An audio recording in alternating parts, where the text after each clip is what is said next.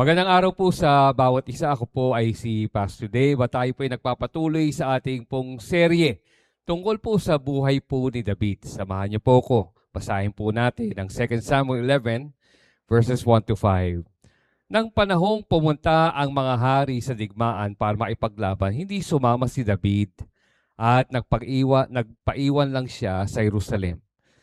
Sina Joab, ang mga opisyal niya at ang lahat ng sundalo ng Israel ang pinapunta niya. Tinalo nila Joab ang mga Amonita at sinakop ang Raba. Isang hapon bumangon si David at naglakad-lakad sa patag na bubungan ng palasyo. Habang nakatingin siya sa ibaba, may nakita siyang isang magandang babaeng naliligo. Nag-utos si David na alamin kung sino ang babaeng iyon. Napag-alaman niyang ang babae ay si Bathsheba na anak ni Eliam at asawa ni Uriah na Hetyo. Ipinasundo ni David si Bathsheba at nang dumating ito, sinipingan siya ni David. Kakatapos pa lang noon ni Bathsheba ng seremonya ng paglilinis dahil sa buwanan niyang dalaw. Pagkatapos nila magsiping, umuwi siya. Verse 5, nabuntis siya at ipinalam niya ito kay David. Recently po, nagkaroon po tayo ng usapin po on love life for couples and singles. And in many ways po, it's really a talk about the heart. Isang usapin po siya tungkol po sa puso po ng tao. At yun na nga po, pagdating po sa puso, tandaan natin na inilarawan po ng Biblia si David bilang isang lalaking ayon sa puso ng Diyos. At ganito po, dahil ang kwento po ni David ay isang pastol na sumasamba sa Diyos kahit wala pong nakakita. Ito po ang kwento dahil siya po isa po mandirigma na nagtiwala po sa Diyos kahit kaharap po ng mga higante.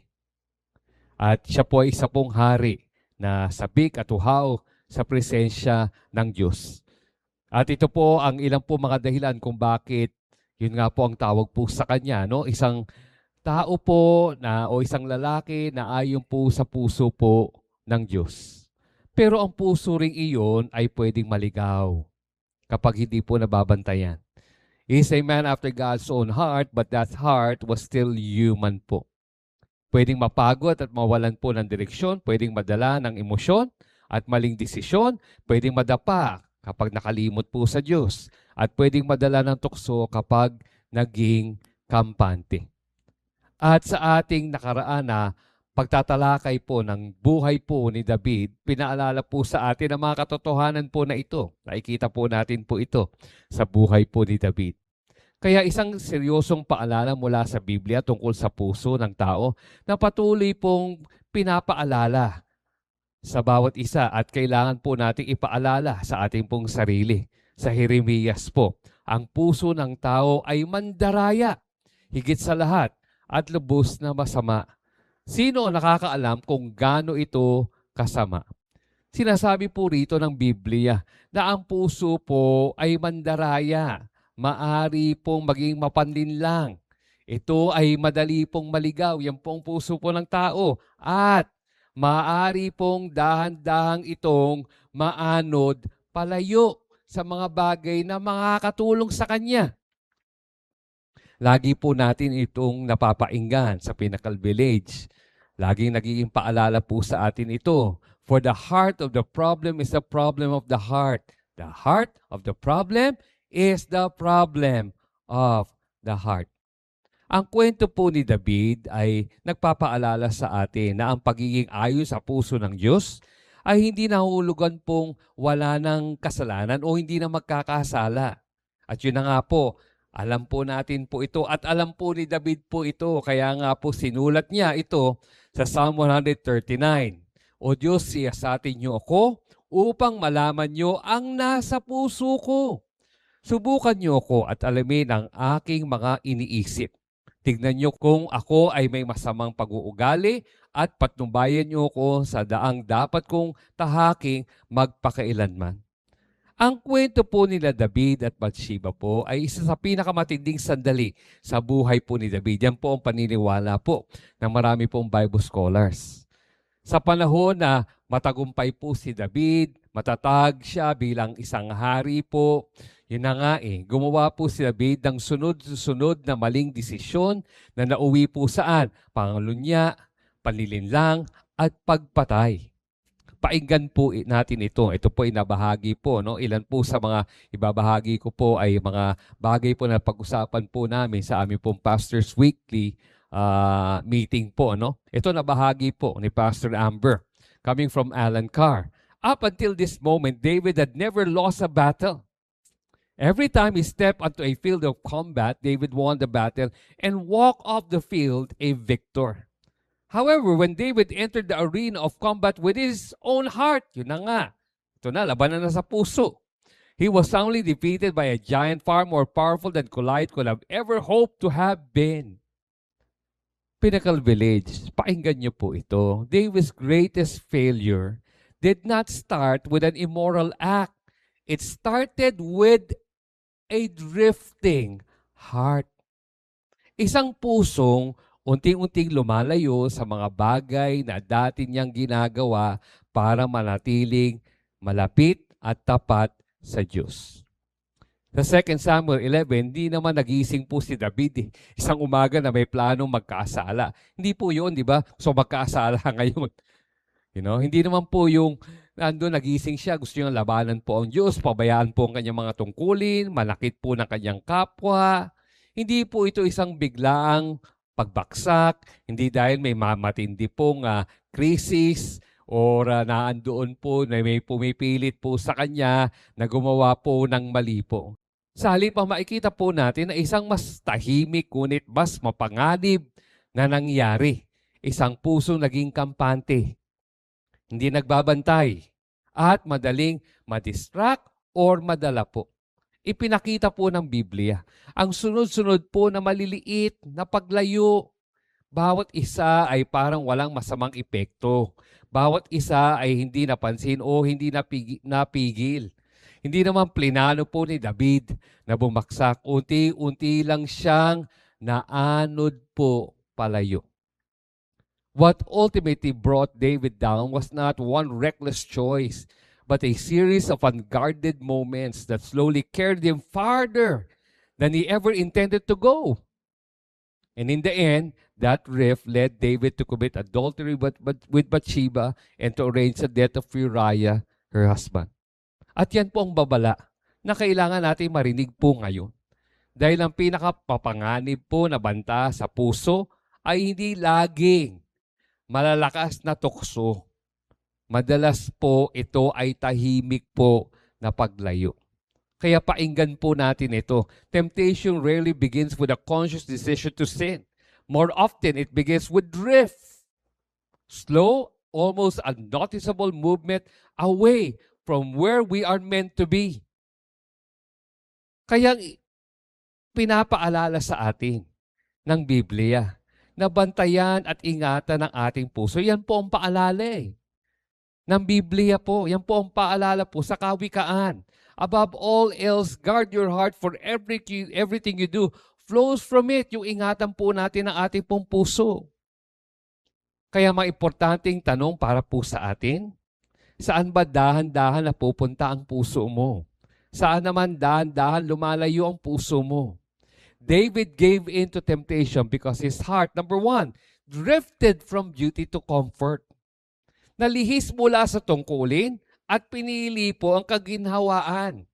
2 Samuel 11, balikan po natin, verse 1. Nang panahon pumunta ang mga hari sa digmaan para makipaglaban, hindi sumama si David at nagpaiwan lang siya sa Jerusalem nung panahon pong iyon. Karaniwan na ang hari mismo ang kasama po sa digmaan, kasama dapat sila. Bahagi po yun ng kanilang responsibilidad bilang leader ng bansa. At para kay David, lalo itong mahalaga dahil bago siya naging hari po, di ba, nakilala po siya Isa po siya mandirigma. Bago po siya naging hari, isa po siyang kilala pong mandirigma. Kaya lang sabihin ng Biblia na panahon iyon ng mga hari na lumabas sa ligmaan po, parang sinasabi rin nito na dapat naandun po si David. Pero hindi po siya sumama. Nanatili po siya sa Jerusalem. Basahin po natin ang King James Version ng verse 1. But David tarried still at Jerusalem. The Hebrew word po ng tarried dito ay yashab, meaning to sit, to dwell, to remain, to stay put. Ang issue ay hindi lang naiiwan si David sa Jerusalem. Ang issue ay pinili niyang manatili kahit alam niyang dapat siyang sumama. Yun po yung issue. Hindi naman po ito kasalanan. Pero wala si David sa lugar kung saan siya ay dapat naroon. Ang mga hari ay nasa battlefield dapat. At si David ang dapat naunguna sa kanyang mga tao. But yun na nga, David chose comfort over duty. He chose comfort over responsibilities and commitments. At dito sa 2 Samuel, si David ay nasa punto na kanyang buhay na hindi na po siya bata. He was no longer the young warrior. He was already king. He was already 50 years old during this time. Sabi nga po ng karamihan po ng mga Bible scholars. Marami na po siyang tagumpayan po ang realidad ng kanyang buhay noong mga panahon na po na yan. Matatag na po ang kaharian. Komportable na po ang kanyang buhay. At bakit ko po sinasabi po ito? To be tired, to be lazy, to sit on responsibilities, duties. Kung magiging honest po tayo, kapag komportable na po ang ating pong buhay, alam niyo po yun, di ba? Medyo nakakaedad na po tayo, marami na po tayong tagumpay, marami na tayong nagawa po, di po ba? Kung magiging honest po tayo, mas na madali po maging kampante. Ito po yung panahon, di po ba? To be tired, to be lazy, to sit on responsibilities and duties. Mas madali pong tamarin eh. Mas madali po ipagliban po ang mga dapat gawin. Basically, there's this temptation or tendency to tarry. Kaya sabi nga po ni Thomas Carlyle, for every 100 men who can stand adversity, there's only one who can withstand prosperity.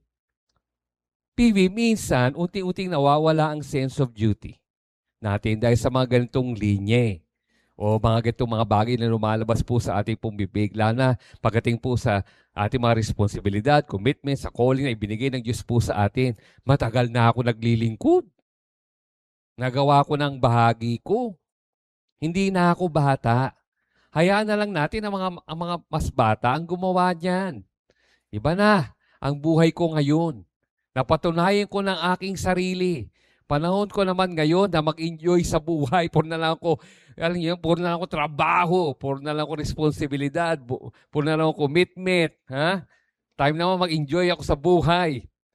Alam niyo, pagkabag maayos ang buhay at may mga tagumpay na tayong nararanasan, mabuti mapaalala po sa atin po ito eh. Sabi nga po ni Timothy Keller, sin isn't only doing bad things, it's more fundamentally making good things into ultimate things. Maayos na po ang kaharian. Komportable na po ang buhay po ni David.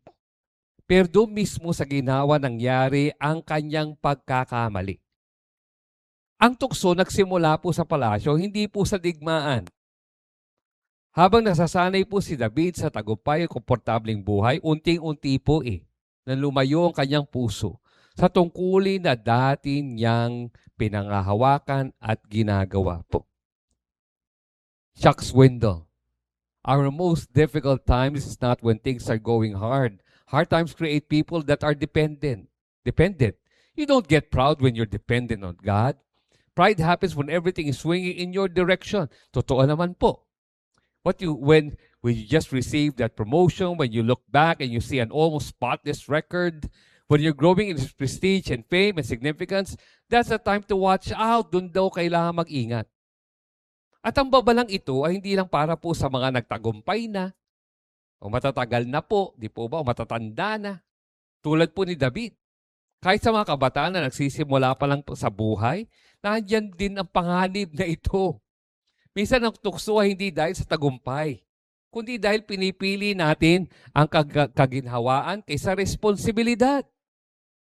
Kapag iniiwasan natin ang dapat gawin at palagi ipinagliliban ang tungkulin, nagkakaroon ng puwang ang tukso Ang mga pinipili nating gawin ngayon, comfort o responsibility, ang maghuhubog. Pakinggan niyo po kung gaano tayo katatag kapag dumating ang tukso. Magandang paalala po yan sa mga kabataan po na nakikinig po ngayon. PB, when we step away from the duties God has entrusted to us because of comfort and success, humihina po ang sense of duty, nawawala po ang urgency po natin, nababawasan ang ating pagbabantay sa spiritual na buhay po natin. Kaya tandaan po natin ito.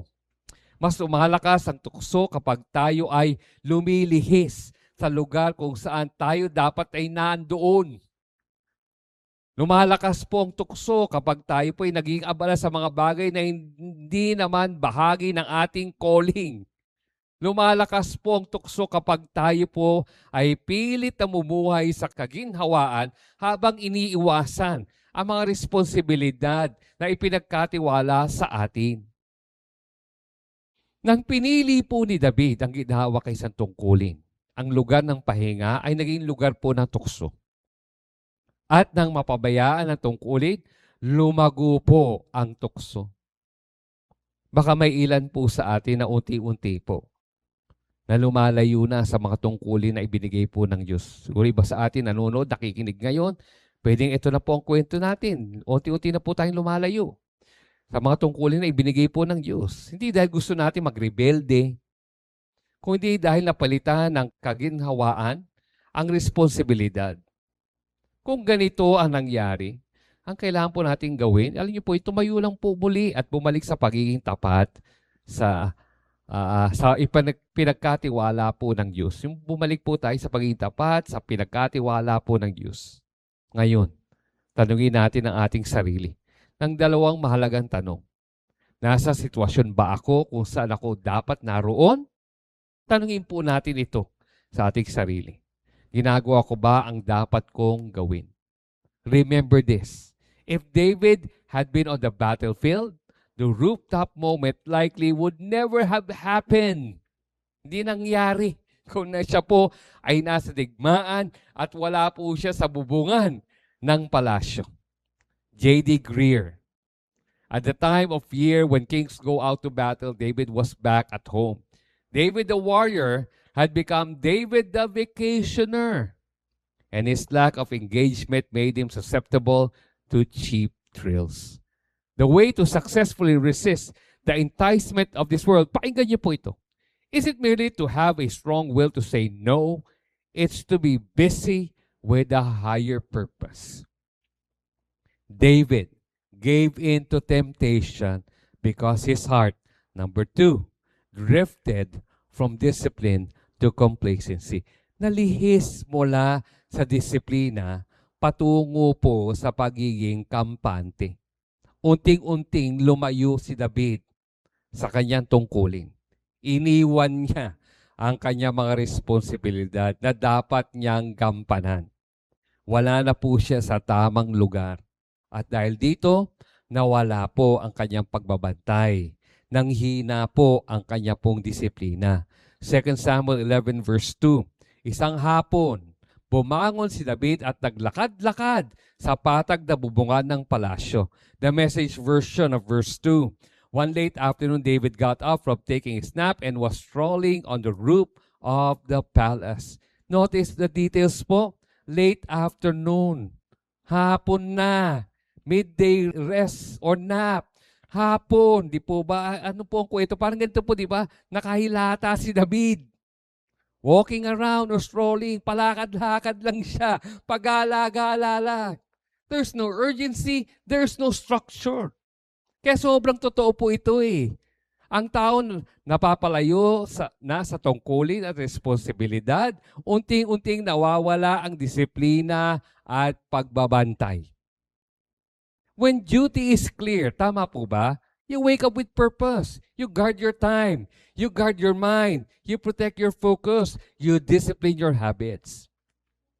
But when a person loses sense of duty, ano po nagiging kwento? Nagiging pabaya. Tama po ba?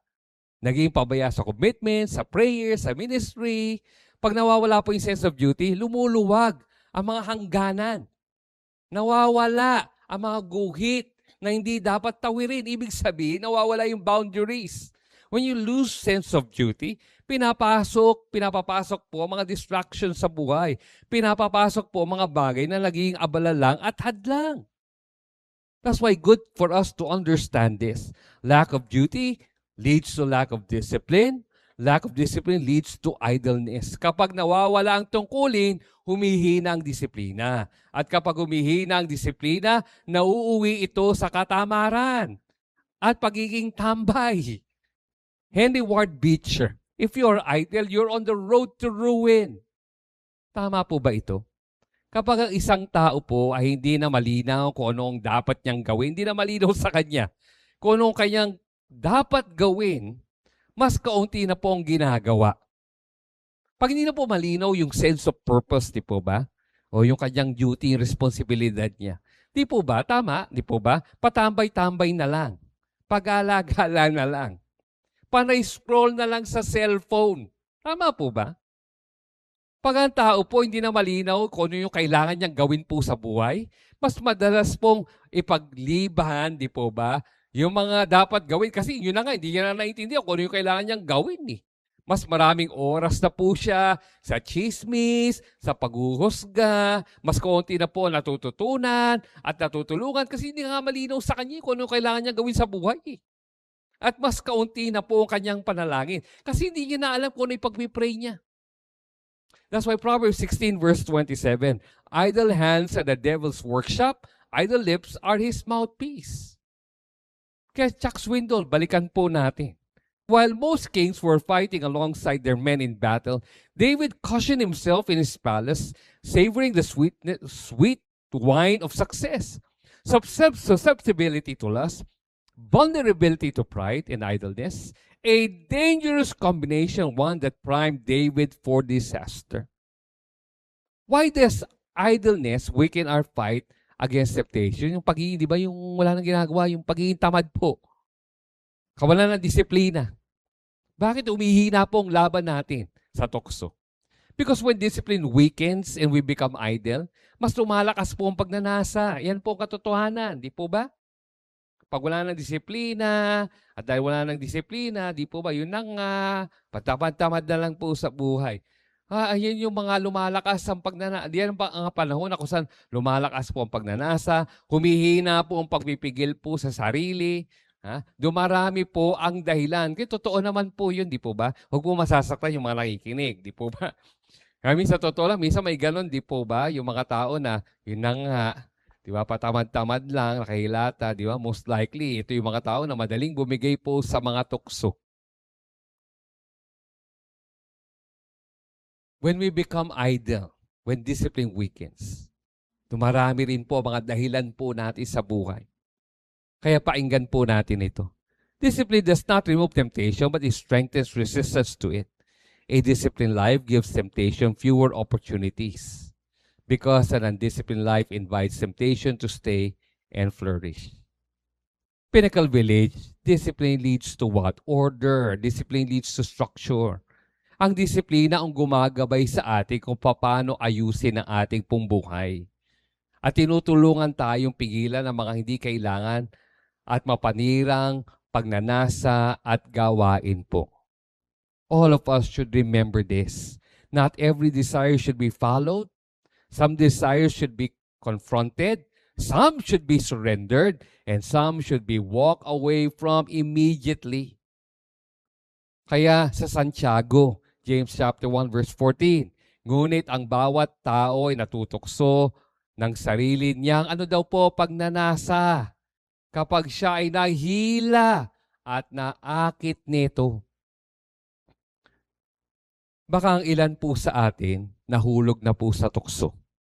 Kikinig kayo ngayon at habang nakikinig kayo, parang pastor, na nga, nahulog na ako sa tukso.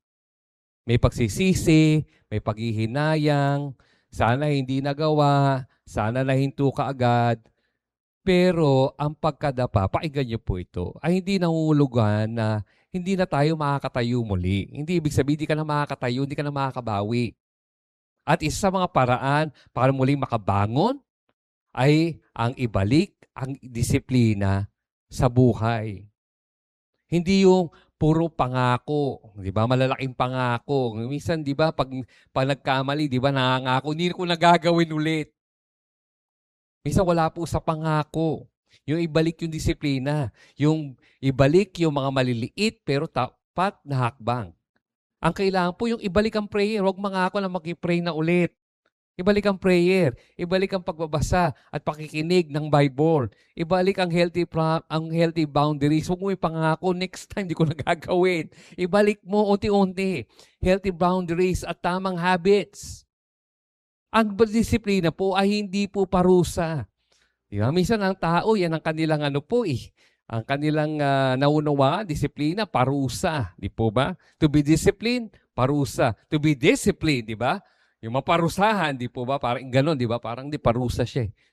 Ito ay pagsasanay po na muli magpapalakas po sa ating pong puso. At tinutulungan tayo ng disiplina na itanong po ito, paano ko aayusin ang aking pang-araw-araw na buhay sa harap po ng Diyos? Paano ko ayusin ang aking pang-araw-araw na buhay sa harap ng Diyos? Lastly, the third thing we can see from David, he gave in to temptation because his heart, number 3, drifted from discernment to carelessness. Nalihis mula sa tamang pagkilatis. Yan.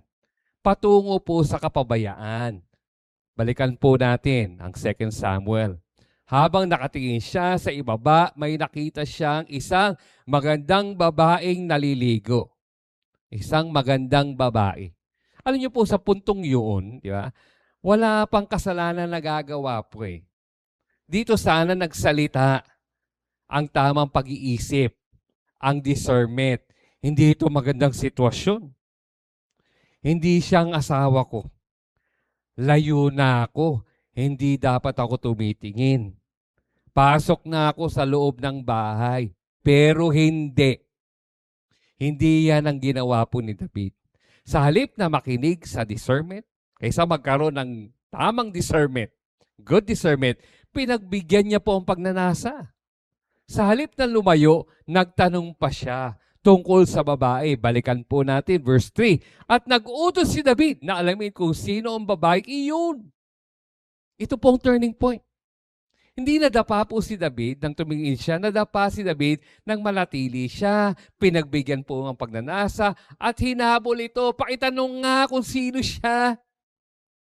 Ano niyo po, PV, maraming tukso nagsisimula sa isang sandaling ganito Dapat tumigil ka na, pero hindi ka tumigil. May nakita kang hindi dapat, habang nag-scroll ka sa cellphone mo, naramdaman mong dapat mo nang itigil, pero yun, nagpatuloy ka pa rin. Curious lang naman. Yan ang sabi mo. May simple chat na naging masyadong personal. Alam mong naging hindi na tama o naging emotional na, pero imbes na maglagay ng hangganan, sumagot ka pa ulit, okay lang, chat lang naman yan, sabi mo. Alam mong lampas na sa kaya mo ang bibilin mo, nararamdaman mo ang pag-aalinlangan, pero imbes na umurong, in-add cart mo pa. Deserve ko naman ito, sabi mo. Narinig mong may pinag-uusapan tungkol sa ibang tao. Alam mong hindi tama na ata ang pinag-uusapan. Pero imbes na lumayo, nanatili ka at nakinig. Makikinig lang naman ako. Yun ang sabi mo. Alam mong may halaga dapat kang gawin, di ba? May mahalagang dapat mong gawin. Narinig mo ng bulong, tumigil ka na sa pag-scroll. Tumigil ka na sa kakahilata. Okay? Pero sabi mo, isa pang video, kulang pa ang pahinga. Okay? Saglit lang naman.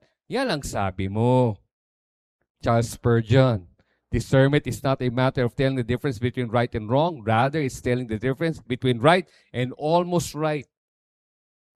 Kung babalikan natin ang James chapter 1 verse 14, natutokso isang tao kapag yun na nga, nahihikayat siya at nadadala. Paki-underline po, ng sariling pagnanasa. Pinnacle Village Discernment says, tumigil na. Huwag na magpatuloy. Tigil mo na yan. Yan ang discernment.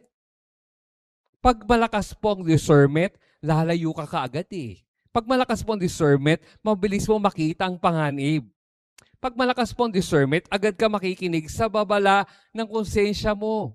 Pag malakas po ang discernment, tatanungin mo ang sarili mo, nakakalugod ba ito sa Diyos? Tatanungin mo ang sarili mo, saan kaya hahantong ito? Pero pag mahina po ang discernment, mananatili ka. Hindi ka lalayo. Pag mahina ang discernment, magdadahilan ka pa. Pag mahina ang discernment, pupuntahan mo pa ang dapat mong iwasan. Dapat nang iwasan, pero lalong pa pupuntahan. Yan ang nangyayari pag mahina po ang discernment. Pag mahina po ang discernment, desire becomes a decision maker.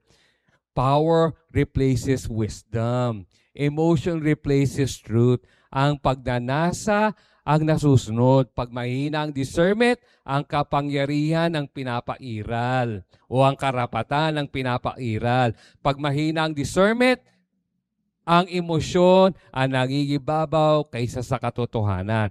At ito lahat ang nangyari po kay David. Basahin natin ang version na ito ng 2 Samuel 11.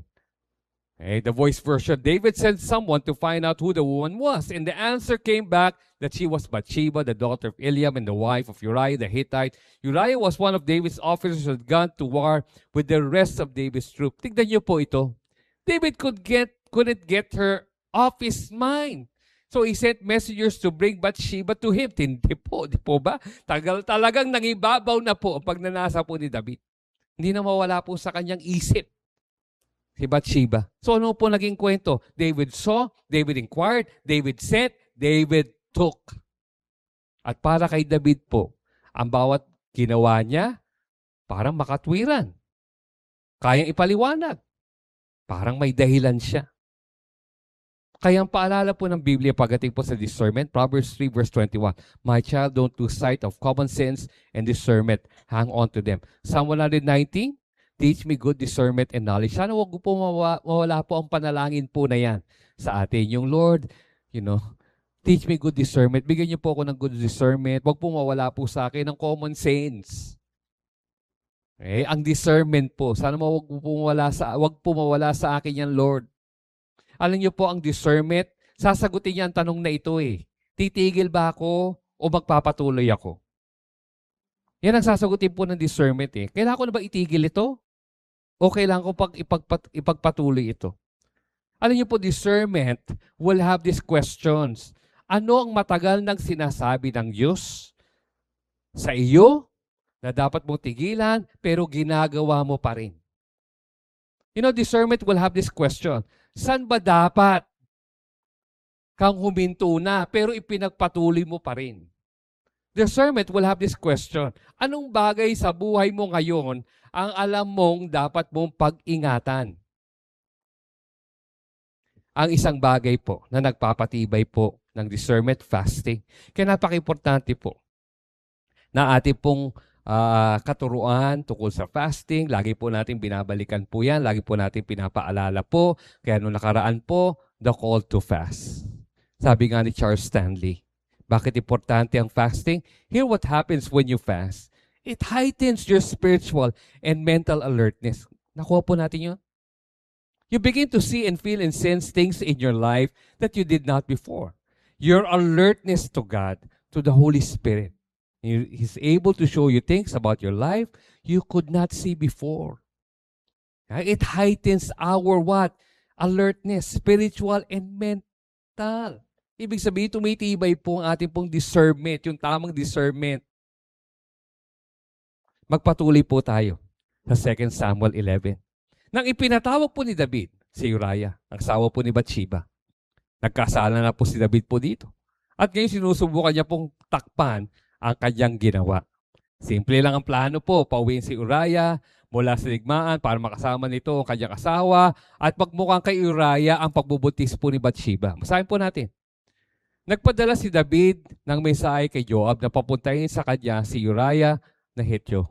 Kaya pinapunta ni Joab si Uriah kay David. Pagdating ni Uriah, tinanong siya ni David kung ano ang kalalagayan ni Joab at mga sundalo sa kanilang pakipaglaban. Pagkatapos sinabi po ni David sa kanya, umuwi ka muna at magpahinga. Kaya umalis si Uriah sa palasyo at pinadala siya ni David ng mga regalo sa bahay niya. Pero hindi umuwi si Uriah sa kanila, kundi roon siya natulog sa pintuan ng palasyo kasama ang mga lingkod ng kanyang amo na si David. Nang malaman ni David na hindi umuwi si Uriah, pinatawag niya ito at tinanong Bakit hindi ka umuwi? Matagal ka nang nawala sa inyo. Sinabi ni Uriah, ang kahon ng kasunduan ng Diyos at ang mga sundalo ng Israel at Juda ay naroon po sa mga kampo sa kapatagan. At nandoon din ang pinuno namin si Joab at ang mga opisyal niya. Maatim ko ba umuwi sa amin para kumain, uminom at sumiping sa asawa ko? Isusumpa ko na hindi ko ito gagawin. Bakit napaka-importante po ng mga eksenang ito, yung mga nabasa po natin? Sapagkat si Uriah na sundalo ay nagpakita ng mas disiplina at discernment kaysa kay David po na siya pong hari. Ang taong mas mababa po ang posisyon ang nagpakita ng mas mataas po na integridad. Samantala ang hari na dapat sana mas marunong, mas maraming alam, siya pang nadapa. Kaya baka ang ilan po sa atin, di po ba, tahimik na nagkasabi ngayon sa ating pong puso, yun na nga eh. Dapat mas matalino pa ako eh. Dapat, yun na nga eh. Dapat alam ko na ito. Dapat tumigil na ako ng mas maaga. Yun na nga, bakit ba tungo ko at napaka-naib ko? You know? Dapat di na nangyayari sa akin yan. I'm someone who should be wiser. Pero nangyari na po. Di po ba nangyari? Nalaglag na po sa tukso at pagkakamali. But can I just say this po? Let failure be your teacher. Let failure be your teacher. Oo. Maybe you ignore a warning. Oo, maybe you stayed longer than you should have. Or maybe you continue something you should have stopped. But discernment grows when we become honest about those moments. Instead of staying in shame, ask God for wisdom. Hingi ka ng wisdom ulit sa Diyos. Tulong ulit sa Diyos. Have this prayer, Lord, help me see earlier next time. Lord, help me listen to counsel next time. Lord, turuan niyo ako na mas makita ang tukso ng mas maaga. Lord, turuan niyo ako na makinig sa mga payo at gabay ng iba para hindi ako malaglag sa tukso. Ang discernment ay hindi para sisihin ang sarili. Ito ay para matuto, makita agad ang panganib. Yan pong discernment. Para matuto tayo makita kaagad ang panganib. Para sa susunod, makakalayo kaagad tayo bago pa lumakas po ang tukso. At sa biyaya po ng Diyos, ang lugar kung saan nadapa noon, ay maaring maging lugar kung saan natutong maging mas marunong at mas matatag tayo. Hayaan niyo po na may bahagi ko po ang isang kwento tungkol sa isang kilalang Kristiyanong leader na si Gordon MacDonald. Siya po isang respetado pong pastor at author na naka-impluwensya po sa marami pong tao sa kanyang mga sinulat po ng mga libro about leadership and spiritual life. Sa katunayan po, siya po ay ating po naging guest speaker sa ating pong Second Men's Convergence sa Pinnacle Village, USA. Minsan po ibinahagi po ni Gordon MacDonald isang karanasan nung siya po ay bata pa sa ministry. Habang nagsasalita po siya sa isang college commencement, may nagtanong po sa kanya kung may bahagi pa ng kanyang buhay na maaring gamitin po ng kaaway ng si Satanas para pabaksakin siya. Ito po ang naging sagot po ni Gordon MacDonald. All sorts of ways, I suppose. But I know there's one way he wouldn't get me. He'd never get me in the area of my personal relationship. That's one place where I have no doubt that I'm as strong as you can get. Hindi niya ako pwedeng pabaksakin pagdating sa mga personal relationship. Alam niyo po, hindi nagtagal matapos ang usapin pong iyon, nadapa po siya. Natukso po siya. At na-involve po siya sa isang extramarital affair. Pero sa gitna po ng kanyang pagkabaksak, naranasan niya ang kapangyarihan po ng biyaya po ng Diyos. At sa kanyang aklat, na Rebuilding Your Broken World, ibinahagi niya po ang mga salita pong ito. As a child, I once knocked over a lamp that was precious to my parents. A ceramic shaft cracked on one side when it hit the floor. Because I was alone in the room at that time, I was able to place it back on the table and turn the lamp so that the crack was not visible. Naitago niya. It remained that way for days and everything. Every morning I would wake up in fear that this was the day the crack would be discovered, and I would face a parent's ire. I froze every time my mother and father went near the lamp. I pictured the reaction in the upcoming moment when the inevitable discovery would occur. The longer the confrontation was delayed, the worse the consequences promised to be in my mind. Then it came, the day my mother dusted the lamp and found the crack. Did you do this? Ginawa mo ito? She asked. I could only answer yes and brace myself, telling her what had happened. But mother never said a word. She took it to the kitchen, glued the pieces so they once more fit tightly together, and within a few hours returned the lamp to the table. Di po nagsalita, glinupo, pabalik. Okay? Yung lamp. The crack was always there. Paigan niyo po ito. But the lamp was rebuilt, and it served its purpose for years. Broken worlds may always have cracks to remind us of the past. That's reality. But sometimes the grace of God is like the glue my mother used on her lamp. The bond edges can become stronger than the original surface. Sana maging baon po natin po yan sa gitna man ng kung anumang pagkakamali na atin na pong nagawa. Pinnacle Village, David did not fall because temptation was strong. He fell because drifting made him weak. Ang kwento po ni David ay nagtuturo sa atin ng isang mahalaga pong aral.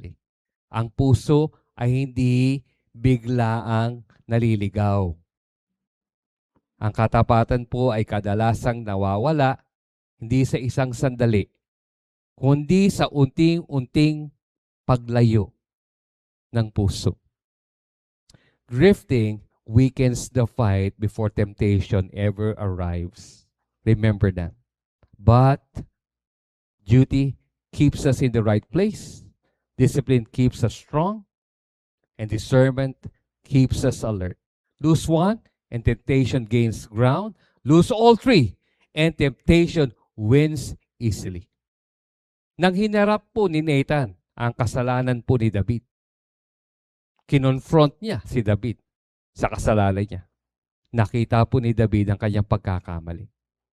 Sa kanyang pagsisisi po, nagsulat siya ng isang awit po sa Diyos. At sa awit na yun, nanalangin po si David, "Create in me a pure heart, O God, and renew a steadfast spirit within me." Ganda po, di po ba? Yun ang kanya po naging panalangin.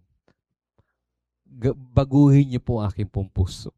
Sabi nga po ni John Calvin, commentary on Psalms, David does not seek to excuse himself, but acknowledges his guilt. He shows that the fault was in his own heart, and that from thence his disgraceful crime had its origin. Naunawaan po ni David na ang tunay na labanan ay hindi doon sa bubungan po ng palasyo, kundi sa puso niya. At nang tumigil na siyang ipagtanggol ang sarili, tumigil na sa pagdadahilan, at pagsisisi sa iba, lumapit po siya sa Diyos ng tapat at mayroon pong pagsisisi. Hindi muna niya hiniling na may balik ang kanyang pangalan. Meron po siyang mas mahalagang hiniling po. At ano po siya? At ano po yun? Humingi po siya ng pusong malinis at bago. Baka may ilan po sa atin na nakikinig at nanonood ngayon, ito dapat ang kailangan gawin ngayon. Hindi po mga dahilan, hindi paliwanag, hindi pagsisisi po sa iba, kundi pagsuko po sa Diyos.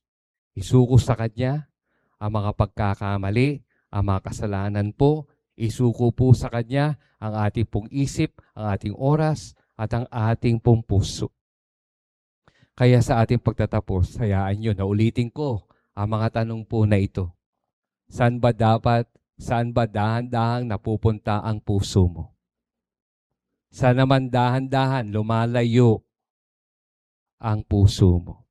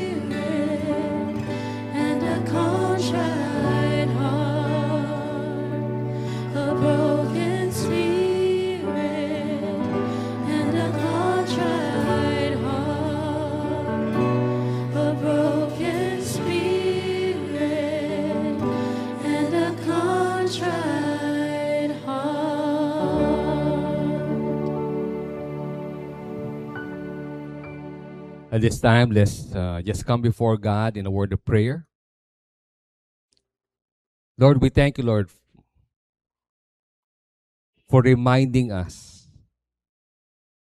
that our hearts are prone to wander, that our hearts are prone to leave the God that we love. We come before you with humility, understanding that you see everything. You see our hearts. You see, Lord, if our hearts are already drifting, Lord, from the things that really helps us. That's why we are thankful for reminding us that our hearts should be strong when it comes to duty. Our hearts should be strong when it comes to discipline.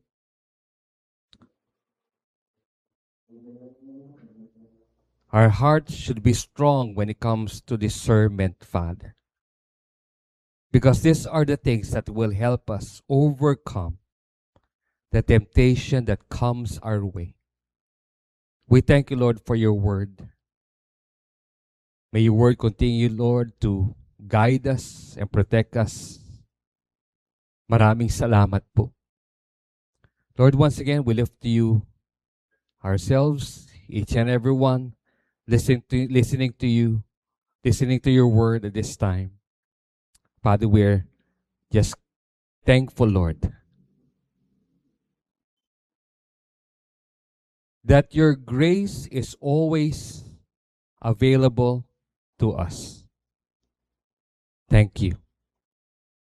Again, Lord, we give you our highest praise, for you're the God who is good. And this is our prayer. In the name of our Lord Jesus Christ. Amen and amen.